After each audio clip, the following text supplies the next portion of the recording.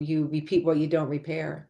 It's common for people to get into a relationship while they're leaving one. Men do that more often than women. And then what happens is they're like, how come I'm dating the same kind of person? I'm just like, because you haven't done any work. Hey, folks, welcome back. Today, we're talking about one of my favorite topics, divorce and codependency, how to stop abandoning yourself. When a marriage ends, most people think the hard part is letting go of the other person. But for so many, the real work is in learning how to let go of who they became inside of the relationship. Today's episode is about codependency, not as a label, but as a survival strategy, which I certainly engaged in much of my life, a strategy that once kept you safe and is now keeping you quietly stuck.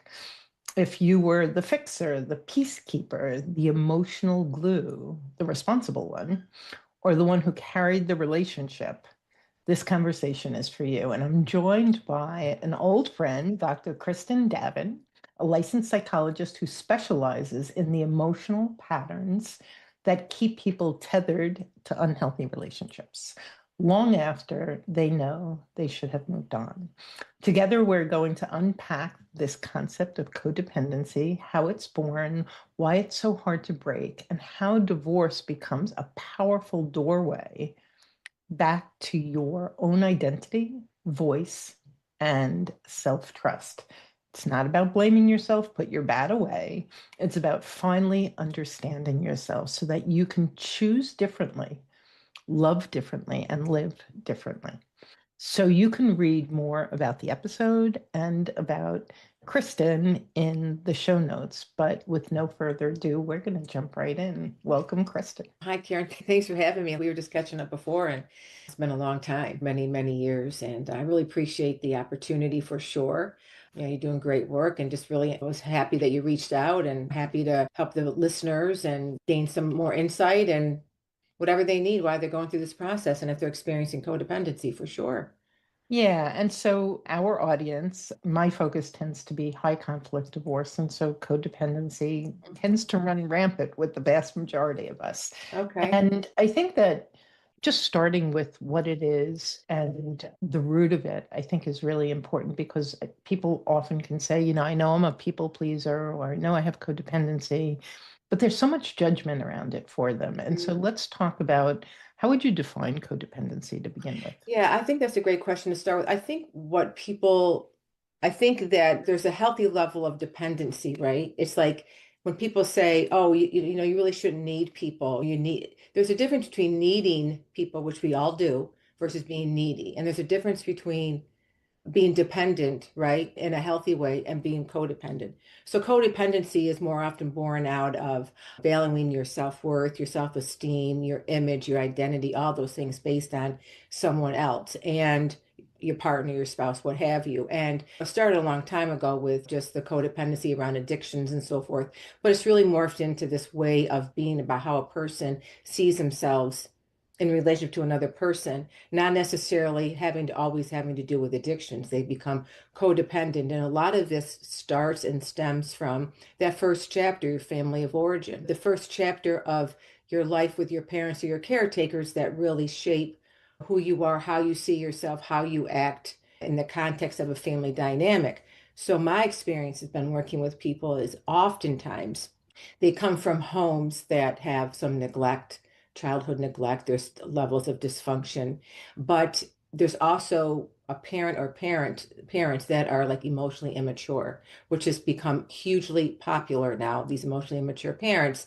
Dr. Lindsay Gibson did a great book on that, and you get a lot of people coming in talking about that. So you have this child who most likely has maybe a parent that has addictions or some narcissism, or they're very emotionally immature, and then they learn that they become the caretaker, the people pleaser, and they start to be like, okay, if I'm going to do all these things, it's going to make me feel better. I'm going to start doing for people. So then they become the giver. And then there's another person that's often the taker. And then that kind of reinforces the relationship. And if I keep doing more, then things are going to be better. And then they continue to see themselves how their relationship is built with that other person. So then maybe they have like excessive caretaking, or they got abandonment issues from their family of origin, or just like loss of identity, or they have a hard time expressing themselves. So what they do is they just keep giving and giving. Yeah, let's slow this down because right from the beginning, that piece of what was your childhood like? What was your relation with your mom and dad like? And so many of my clients will talk about, my mom was bipolar, my Mm, dad had anger management issues. And so what fascinated me, and I went through a 12-step program when I first started my divorce, and what fascinated me is that as children, we seem to have this intuitive knowing of how to stay safe, which mhm. is the beginning of that mechanism that you're Yeah, talking about, right? That coping mechanism. And what I think is interesting is so, what I hear you saying, and I love you simplified it to at the end of the day, as a codependent, you end up being a giver, but not in a healthy way. right. And that way, and therefore you're magnetically attracting taker, and then you get caught in that dynamic. What is it as a mental health expert, what is it about developing that coping mechanism that makes it so sticky through as we Yeah, grow into adults? Like, why can't we shed that? yeah. Well, I think that's a great question. I think that you made a really great point that when we have that first family and we're doing these things, because we can intuitively, I think, even at a very young age, read the room. And my mom is bipolar, my father's bipolar, my parents are such and such, and I'm going to start making myself small or doing these things because I just really want to keep the peace. And all of a sudden, that's over time reinforced. So then you learn that becomes a pattern. If I do this, I get this, right? If I go along and I placate or I agree with my parent or parents on these things, then they don't hit, they don't yell, they don't, and I'm just going to continue to do that. Okay, so that's your undeveloped brain.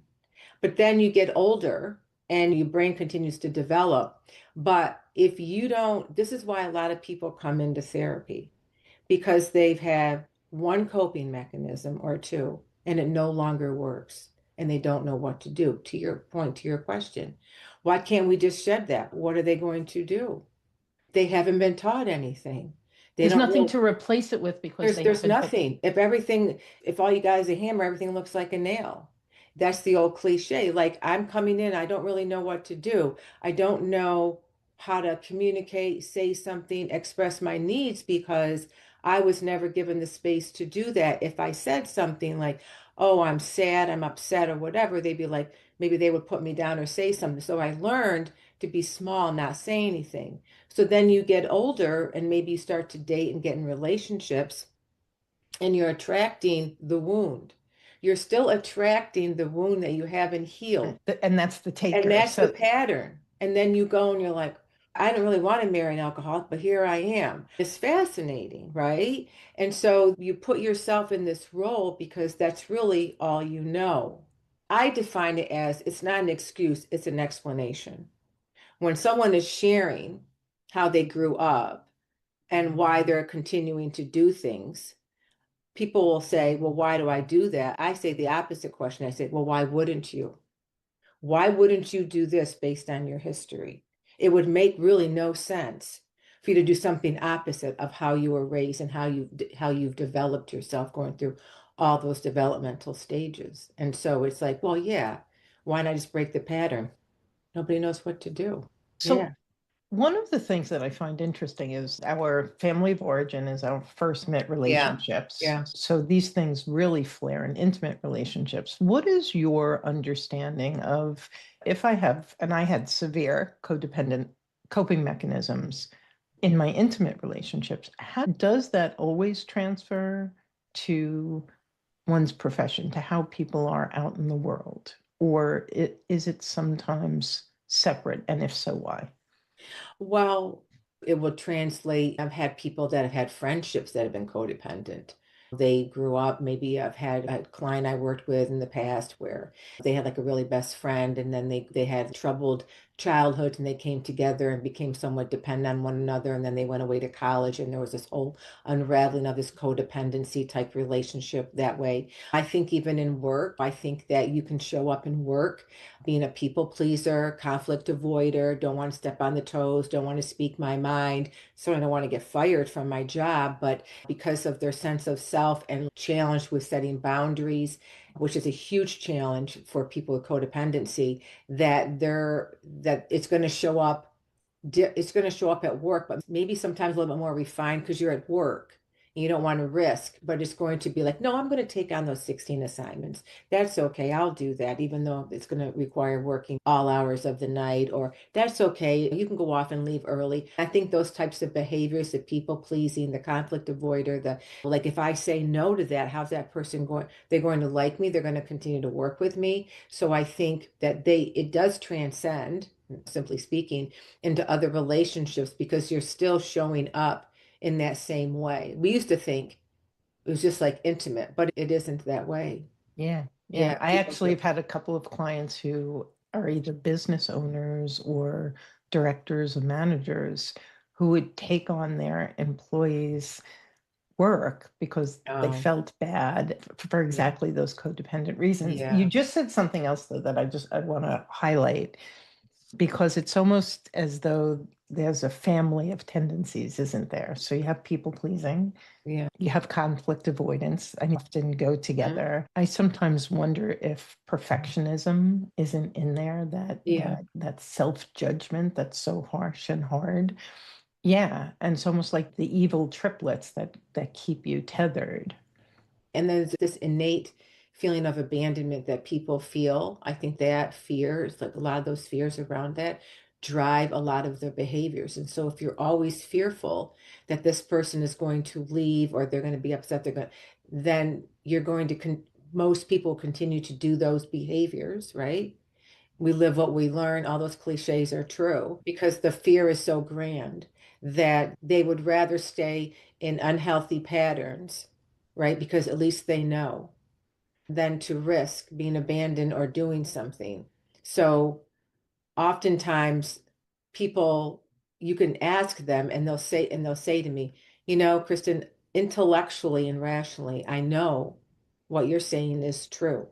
But what happens is they keep doing the same thing, the repetitive parent patterns, because at least they know how they're going to feel. If they sit in discomfort and do something else, they won't know how they're going to feel and what they're going to do. So they'd rather stay with safety and familiarity than go off and do something different, even though they know they do intellectually, right? Right. They need to learn how to sit in discomfort and manage these things. But the I think fear drives most of people's decisions. I think they name it as different things, but I think a lot of it's based lots of fears. And so, how do you move someone from an unhealthy level of comfort to a healthier level of discomfort to help them Mm, grow? yeah, yeah. I was Mhm. just going to say that too. It's like I always try and boil it down to you're either making a desire-based decision or a fear-based decision. That's great. And the desire-based decision is like jumping off a cliff. Holy shit, I don't know how I'm going to feel. I don't know how this is going to turn out. Yes. There's a lot of risk here. I'm not sure. But that's where possibility lies. And Yeah, then the right. fear-based decision, you said so beautifully. It's like, I know it's going to happen. I'll stay in my little shoebox. I'll do the Mhm. same thing. I may not like the outcome, but at least I know what the outcome That's is. true. Yeah, And then they're also going to know how they feel.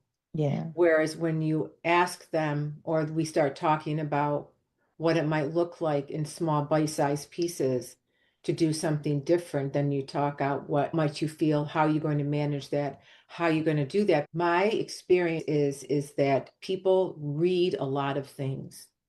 They read blogs, they read books, they watch TikTok, they do all these things, right? And that's it. Oh my Because God. then I go, well, what are you doing? Well, I don't know what to do. I'm like, And I have the same conversation because I'll have clients who say, Karen, I've been trying. Tell me what trying looks like. I read a book. I listened to a podcast. I did this thing. I went to this course. And then what did you actually do? yeah, And there's this blank look like, yeah, what do you mean? yeah, And yeah, it's those baby steps that, yes, right. yes. Right. Because they come, I've got come to me, I got codependent, I got anxious attachment. I'm like, all right. And, and they're just like, no, that's just it. So I The whole think story. that's the whole thing. So I think that helping them to say, okay, you're going to go read this book or read one chapter, read one page or read one blog, and then you're just going to take a couple things off of that, and then we're going to discuss those things because it's really helping them because they don't really know what to do. They weren't really taught anything. They were taught how to be small and be quiet. And so now you're asking them to do something like, I don't even know what to do. So let me throw this concept at you. You said just a few moments ago that so much of this is driven by a fear of abandonment. So years ago, when I first started my divorce, I was introduced to a book, and what he would say is, whatever you didn't get from your mother and father, you have to give to yourself. And in there was this statement that when you commit to somebody else over yourself, right, which we're doing because of fear of abandonment, you're abandoning yourself. And Yes. so, at a very foundational level, Mhm. all of these people who are afraid of abandonment are actually self abandoning. And I'm curious how you would talk about that and what your thoughts on that are. Well, first, I had a couple of thoughts around that. First off, they don't know that they're abandoning themselves. Of course. They wouldn't even, if I say, so they're self-abandonment, they would look at me like I've got three heads. What are you even talking about? If you frame it like, how did you abandon yourself? It's like they minimize their needs, they minimize their voice, they forsake self, they do for others. They're, what about, I wrote down, one thing I really want to talk about was that they're skilled at living with chronic discomfort. And so people don't really know what people say about, I don't want to be abandoned on a very simplistic way of thinking about and talking about it, which is that they don't want to be left. They don't want to be physically left. That's it. I don't want to be abandoned. I don't want that person to leave me. But when you frame it like, okay, but abandonment is more involved than that, they don't really know that. They just know that they don't want that person to leave Well, they may have physically. been emotionally abandoned for years. They just Yeah, don't well, want to. yeah, but they sometimes even know that, like, they're not emotionally available, but they're not going to use those words. So you have to start to create and curate a larger vocabulary for them so that they can understand what self-abandonment really means and how they've abandoned themselves because they had to, right? To survive, they had to do Yeah. that, right? And so because they became skilled at that because they had to become skilled because where are they going? Where are you going when you're 10, 11, 12, 8 years old? You're going nowhere. So you got to find a way to exist and to just be there and stay where you are. And then they get older and then they just repeat the patterns, but it's like they're always internally looking, reading the room and trying to figure out and trying to stay ahead. And I got to make sure I'm in a good mood. And I got to make sure I'm doing all of these things. And I'm going to ignore what my body is telling me because they had to ignore it. And I Yeah. think part of ignoring what your body's telling you is, I was just having a conversation with a group of women that I work with, and someone said how they could never trust somebody else. And we brought it back to, Trusting self. yeah, can you listen? And the fear Yes. voice is so loud, and the Yes. intuitive voice is so soft and Yes. gentle. And so, isn't that a piece of it? The fear is so loud, you've tuned out the intuitive voice that Right. guides you, right? Because if you continuously think about where that person started, then their behaviors are very appropriate. The word is self-preservation. They do. And so then when you introduce them to new words, they start to think about things differently, start to see themselves differently. And once you start to understand and see those words and understand the concepts, you can't unsee it and everything changes there. It's like, wow, I'm abandoning myself again. I'm not setting healthy boundaries. I didn't want to go out and have coffee. And I said yes. And why did I say yes? And there starts the process. But a lot of people, people that self-abandon just really abandon what's important to them, even though they know, I think a lot of people know intuitively what they need. They're encased in that fear. Yeah. And you just brought up boundaries. We're going to take a quick sponsor break, Mhm. and we're going to pivot to the solution. I'm really curious about the baby steps that you Okay. start. I want to talk Sure. about the challenges of boundaries for Mm. these individuals. Sure. Divorce feels like an overwhelming perfect storm as you navigate pain, fear, and confusion while struggling with unfamiliar legal procedures and the pressure to make complex decisions that will impact the rest of your life. Our free rapid relief call provides the clarity and confidence you're yearning for. Visit rapidreliefcall.com for support and guidance today. Okay, so before the break, you said struggle with boundaries. And so even when they start working with people like you and begin to understand their behavior, there's not a big deal. If you look at a boundary, it's like you state what you want and you uphold that boundary. It's like So easy. right? It's like on the surface, it's like it's not a complex problem solving. And yet the tentacles that are attached to it, the emotional tentacles that keep people tethered, are so powerful. Can you talk a little bit about that? About what keeps people tethered to not doing boundaries. And first, of course, in theory, no, I don't want to do that, and then they walk away. People that practice what I call healthy selfishness, because I think that selfishness has a bad rap. It's like I think it's important to be selfish. I think there's a thing around healthy selfishness, and I write about that, and that coincides with boundaries. So people that have done the work or they have come from a different upbringing, they're okay with saying, I really, I prefer if we have this kind of dinner versus that kind of dinner. And maybe the person goes, yeah, whatever. Yeah, okay, that's fine. But I really, and then it kind of moves along. A person who was raised because the boundaries are blurred growing up, right? Where do I start and you end? And where does she? They're all blurred.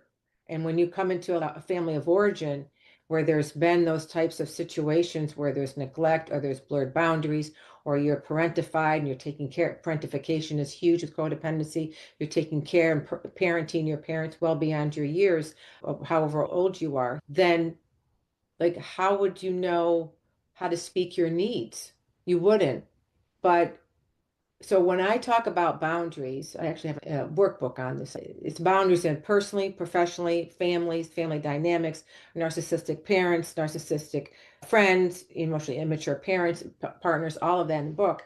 It's like, how do you start to take small, tiny steps? So you want to set a boundary where you feel pretty close to 100% that you can stick to your boundary. That could be as simple as I can't meet at 6:30, but I can meet at 6:45. It's really simple. You think, oh my God, just tell them. It's like, yeah, people that don't have boundaries, they have a hard time. And then you start, and then when I work with people about boundaries, it's like, okay, so what's something small you can do? Okay, now what would happen if, maybe do some role playing, what would happen if they were upset with you? What would you want to say? And kind of give them the skills to communicate that. I always tell people, always, that when you start to set boundaries, you must expect pushback, especially when you've got a family of origin that never allowed you to speak your mind or have boundaries. And boy, are they going to be mad. And what are they going to do? They are going to needle you and they are going to say things and do things that will put you back in your assigned role. That's how it works. Yeah. And you have to make a decision, maybe not half. The goal is to work on, I like that word better, work on making a decision around the boundaries you want to set, the boundaries that you're willing to be like, I don't really care. Maybe I'm indifferent about something. I don't know. And then when they are upset with you, what are you going to do? Because when you start setting a boundary with an intimate partner or any a friend, they don't like it. You're changing the rules of the game halfway through, and they haven't been informed. You've just taken it upon yourself. It's like, well, that's what I want to do. Well, they're not going to like it, and then they're going to say things that are going to challenge your boundary, and you got to be firm. That's why it's important to start really small. Okay, we're not here to conquer the world, right? It's like you've been not setting boundaries for years, some people decades, right? So it's not in your best interest to have the expectation that you're going to be this person in one day that can set boundaries. And you're going to have a lot of fits and starts, and you're going to say yes, and then you're going to go back on it. But then you're going to feel bad eventually for going back on your boundary. And that's when real change starts to occur. When you're So like, I feel yucky. I can't believe that I said no. And then she gave me a hard time, or he gave me a hard time, and I said yes. And then you show up and you do this thing, and boy, are you mad at yourself. And boy, is that not the moment to change? yeah, yeah. I find that oftentimes people are bitter and resentful at the other person. No. You think not? I think that they're bitter and resentful of that person for doing what? because they feel controlled. So many They of my could, clients are like, huh? I set boundaries all the time, but they just plow them down. That's not, no, I don't agree. No. It's Yeah, but what are they doing to enforce them?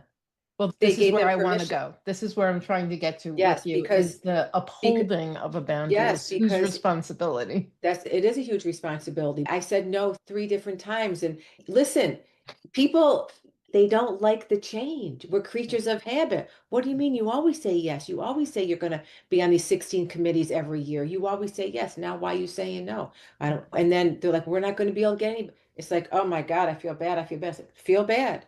Learn how to Well, they feel tell bad and you say, that you're selfish, oh and yeah, you're that's like, selfish. Yeah. It's like, yes, I am. Thank you. But when we give permission to people, I often say, I probably say it 100 times a week, people do because they can. Because we say we're going to accept the pushback. We say that it's okay that I'm going to keep saying no. And I do understand when you ask people have resentment towards the other person, but that's true. They're angry and resentful towards them. But if you were to ask them, it's they're probably angry misplaced. at themselves. Yeah. Yeah, it's misplaced because I think that's part of Misplaced. it That's a is great word. Yeah. it's because with part of the internal boundary that I start with when I teach people is there is no you make me feel and you make me Oh do. yeah. That's the blurred boundary. It's like Yeah. nobody makes you feel and Mhm. nobody makes you do. But I'm going to be bitter and angry at you because you pushed back 5 times and so you made me come and do the thing that I didn't want to do is the mindset of the person who isn't quite ready to Yeah, that's right. turn the corner yet. That's So right. I want to hear about this baby step thing. So you mentioned one. I often encourage people to start with if you're divorcing a high conflict person, that may not be the best person to start practicing boundaries. You might want to start with an easier person, somebody that you have a more cooperative relationship Yes, with. that's So right. I would love to hear and share with the listeners what some baby steps toward boundaries would be. Yeah, I think that's a great point when you're dealing with you're not going to start, saying no to the To the person you're bear, trying to the divorce angry if you have bear. high conflict, right? So maybe sometimes the exercise is, okay, let's think about 4 or 5 ways. Let's get a master list of 4 or 5 ways the boundaries that you want to set. And then let's just take one of those and move it over to the active list that you feel pretty positive, right? As small as it is, right? Could be anything, could be anything, something small that you feel confident, teeny tiny steps. Or they could say, eventually, I want to be able to do this. I want to be able to enforce something with the divorce or enforce something. Okay, so if we were to slice that even thinner, what would be something really small that would help you to get you on your way to set the bigger boundary? And then when they start to do something small, the action creates motivation. The motivation creates more confidence. The confidence creates more action. You know what I mean? People wait for the motivation. I say it's never coming. And so you want to put them on a path where it's very empowering. Like, wow, I didn't know. I always thought my friend would be mad at me if I said no to coffee. Oh, yeah. She says, oh, yeah, later in the day, reassuring that person, like, wow, it's okay that I'm setting these boundaries and I can start doing this because we want to be able to do something that brings us a positive return. And then also we talk a lot about, okay, there's going to be some fits and starts. You're going to be coasting along feeling good and doing a couple of things and maybe fall off the rails. Got to what are you going to do? Because I think that with change, such as setting a boundary, you also have to think about what will be the obstacles for me to do the boundary. You got to think about the obstacles because people don't. They're like, I'm going to do, and something happens, like, well, this happened. What'd you do? Well, nothing. You got a plan for just in case something The happens. pushback. Yeah. And the pushback is huge. People, especially when you're dealing with an intimate partner and family of origin, is really challenging. When you got emotionally immature parent, the pushback is real. It's heavy stuff. They want to keep you locked in. They want to keep you locked in that lane of the role you have in your family. It's really difficult. And It's doable. and then we so often marry a version of the Yeah, we wounds of do. our mother and father, and so Yeah, it's because we just haven't fixed the wound. repeating. Yeah, yeah, you got to Yeah. heal the wound. Yeah. So it's like what you repeat what you don't repair. Oh, I like that. Yeah, you just do until you say, okay, I really want to stop the patterns because I'm seeing myself. And another point I was thinking about when preparing for this, I was thinking about it's common. for people to get into a relationship while they're leaving one. This is my clinical experience. Men do that more often than women, but I'm not saying that to be true. This is just my population, my number. And then what happens is they're like, how come I'm dating the same kind of person? I'm just like, because you haven't done any work, That's you right. know? And You found the same right? person with a different face. You You're rinsed just it. like, yeah, it's the same thing. And all of a sudden it's like, wow, I'm still codependent. I'm still trying to please. I'm walking on eggshells. I'm like, yeah, And got to do the work. the same thing keeps, this is the statement I hear, Karen, the same thing keeps happening to me. And I'm like, that's a very interesting choice of words. It's Yeah, it happening is. to you. Yeah, So what's the participation? And I do think that there's that light bulb moment where you start yeah, owning your part and whatever caused it. You mentioned a couple of things earlier. I think that's when people stop seeing it as happening to me and can start saying, oh, I did that thing again.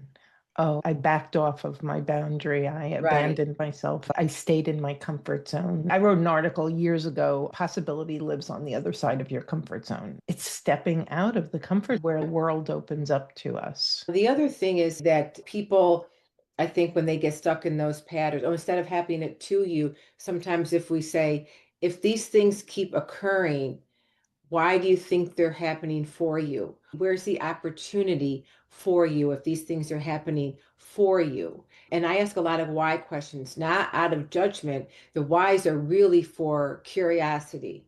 Like, why do you think that you're repeating the patterns? Why is it difficult to hold on to boundaries that you set?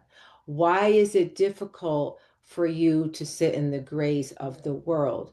Why is it challenging for you to not be the people pleaser?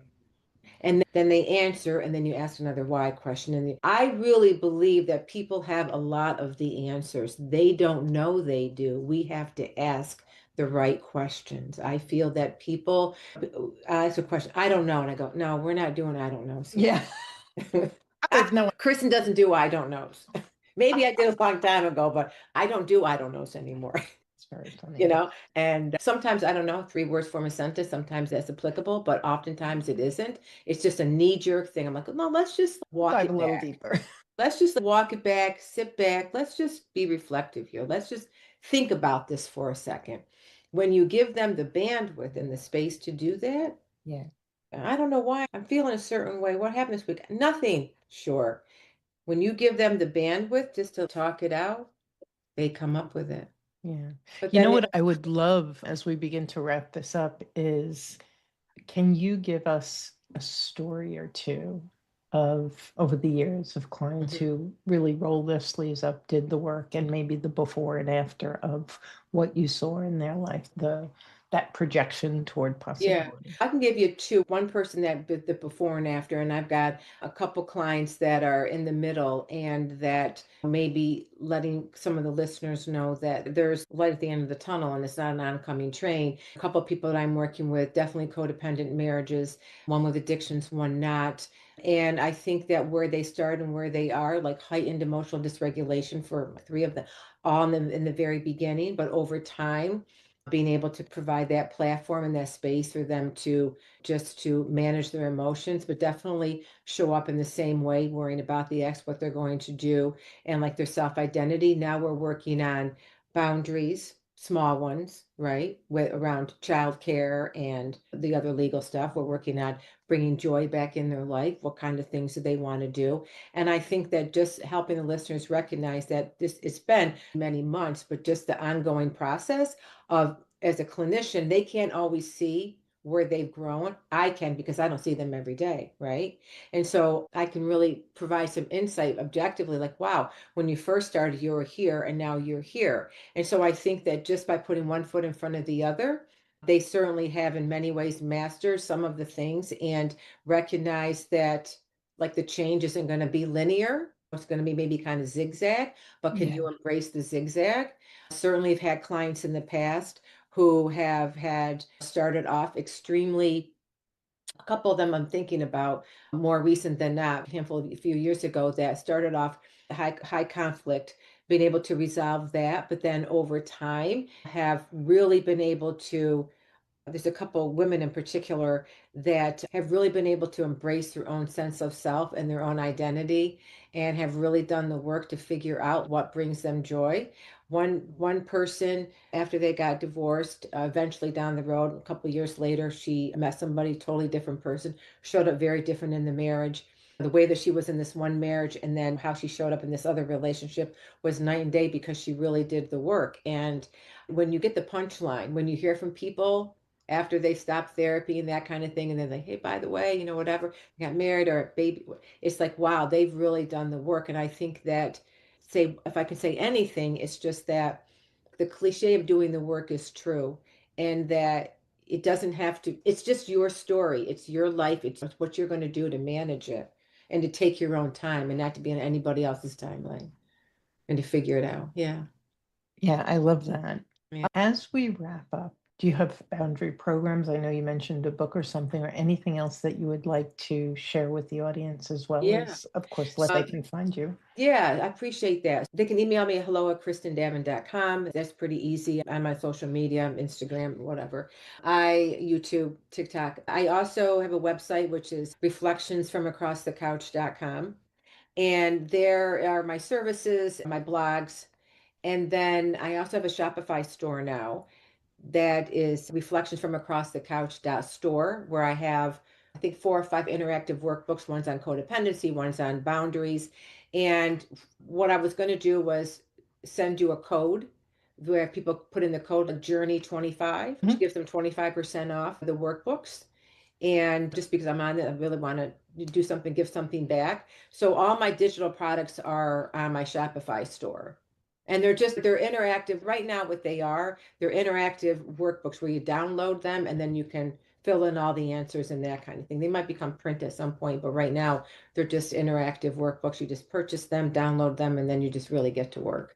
Beautiful, beautiful. Yeah. Well, thank you so much for the Oh, gift. Karen, thank you. Appreciate it. It was a lot. It Yeah, was great seeing you, and it was just yeah, a lot of nice stuff. absolutely. Great talking with you. I All really. of the links are in the show notes, folks, so don't worry about it. If you're driving, if you didn't catch it, just open up the show notes and grab the code is in there too, Journey 25, which is incredibly generous and wonderful. Kristin, loved the conversation. So glad you were able to come on and speak with us. Thank you for having me. Folks, we will be back again real soon with another episode. Have a beautiful day. Thanks for joining us on the Journey Beyond Divorce podcast. I hope you found guidance and encouragement to help you along your journey. If you like my podcast, please take a minute to subscribe and leave a review on iTunes. You can also visit us at jdivorcesupport.com, where our team of coaches support both men and women through our one-on-one coaching, group programs, online courses, and free resources. Stay tuned for our next episode, and I'll talk to you soon.